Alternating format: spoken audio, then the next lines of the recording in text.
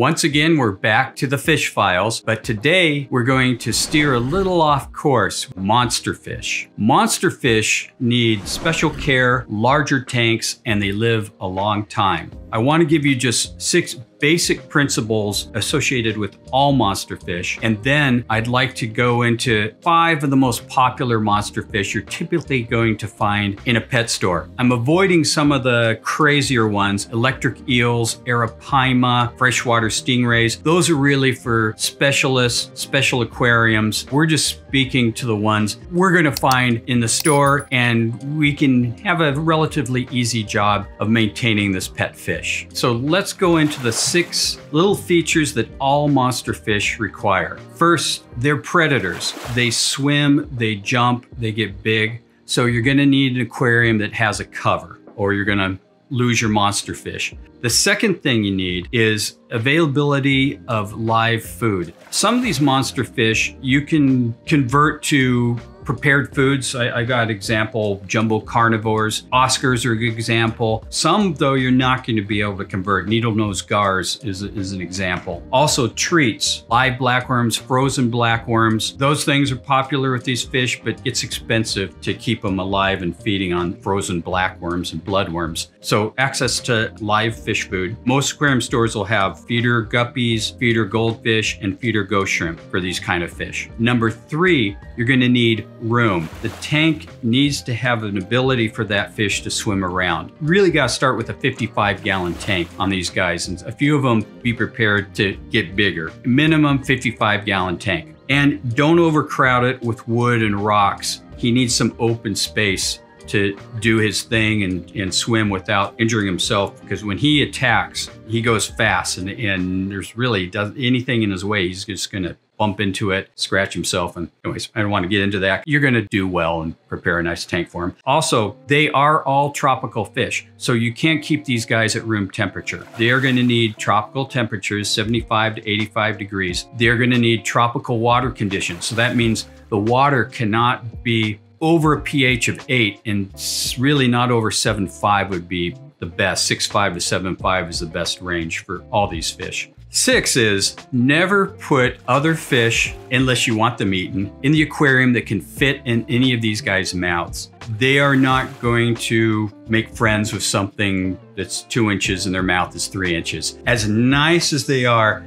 they're gonna turn. But in general, the good news is you can keep fish that don't fit into their mouths. These fish, for instance, that I'm describing are not biters. They're not like a lungfish. That's another one I'm not including in this. Lungfish, African lungfish, will get 4 feet long, but they'll take bites out of all the other fish while they're sleeping at night. You don't want that in your tank. By himself, that's fine. Let's go to the 5 most common fish I find in the pet store. Number 1, needle-nosed gars. Needle-nosed gars, Zenintendon cancilla, they come from Asia. They have a long, narrow snout, hence the needle nose, with little teeth all along the snout. Really beautiful to watch them feed, but it's really hard to transition them to prepared food. So you're gonna have a good supply of small goldfish, feeder guppies, or ghost shrimp to keep those guys happy. They won't overgrow the fish tank. They're similar to another fish that we get from time to time called the marble gar from South America. These guys max out at 10 to 12 inches. In the wild, they'll get 1.5 feet. In the fish tank, they get 10 to 12 inches. So a 55-gallon tank is fine for them. Tank mates, plenty of them, any large cichlids, any other tiger barbs, silver dollars, full-grown tiger barbs. Small ones will get eaten. Anything larger than 2 inches should do well with these guys. And all the bottom fish, I've never seen them even go after a large cory. And now number 2, the hujeta gar. Hujeta gar, or black-tailed spot gar, they come from South America.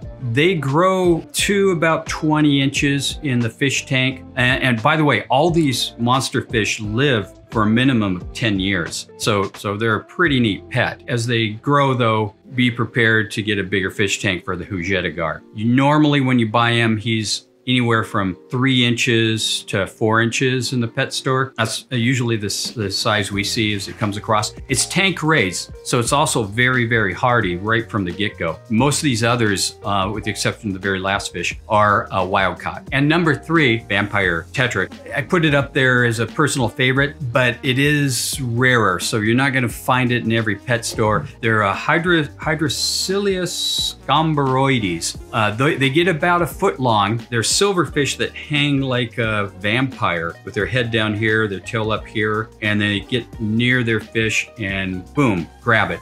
As they get bigger, they have jaws that will have overhanging fangs, so they look quite incredible.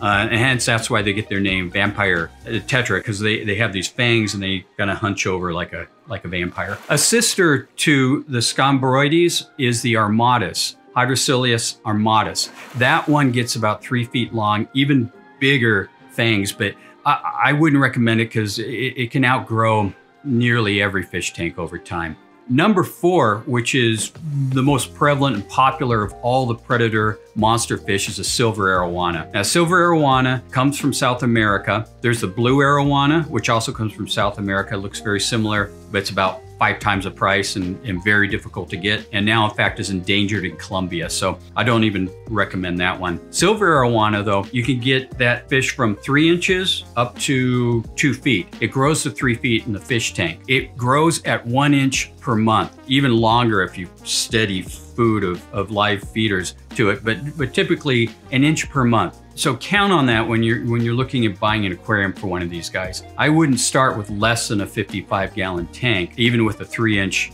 arowana. Again, at the end of the year, that thing is going to be 15 inches. They will eat prepared food. I've seen them eat flake food, but you do need to offset that with some live feeders. And what's the fun of having a monster fish if you don't feed them live feeder fish? Number 5, I left that for last because he's the meanest of all my fish in the warehouse right now. It's called the red hump flowerhorn. Red hump flowerhorn is a hybrid of different mean South American species. You get the meanest South American cichlid you can possibly create. They created them over in Thailand as a fighter fish. For whatever reason, the more desirable humps they get meaner, maybe because it makes them crazy, but they will go after your freaking finger.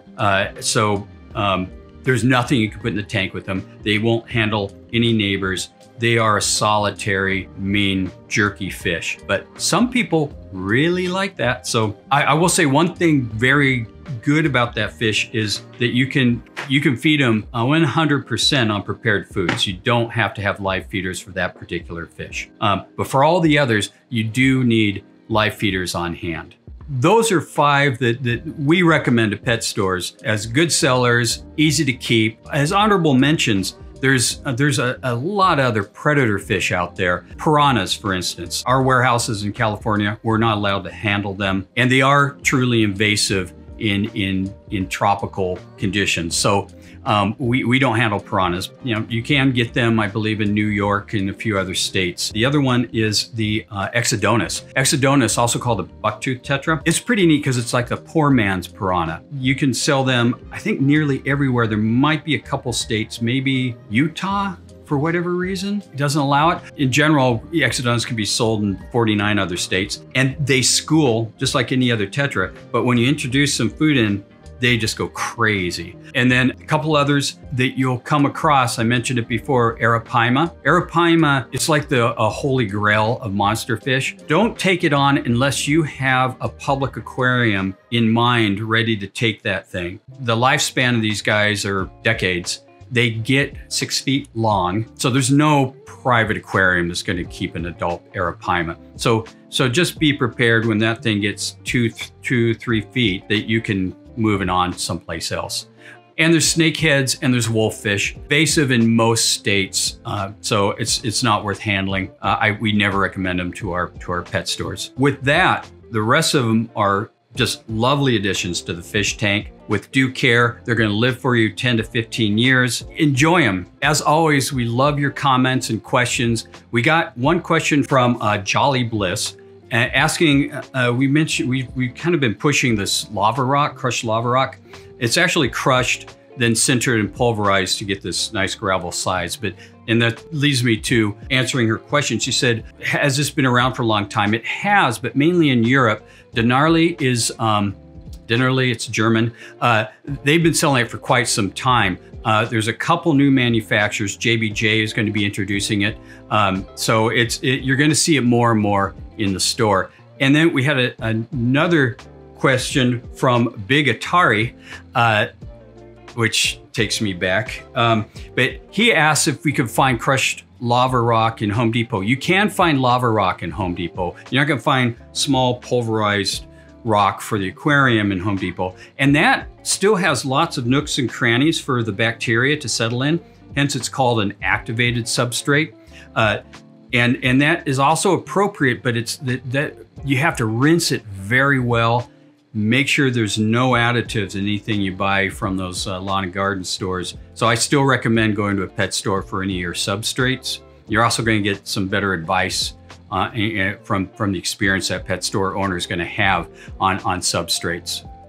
That's a good question. We hope to see you on the next episode. And I guess I'm supposed to say, please subscribe. Yeah. Oh, wait, we did say monster fish. Yeah. Can I do the monster fish over again? Yeah. And we'll see you on the next episode. And we hope you enjoy these monsters in your fish tank.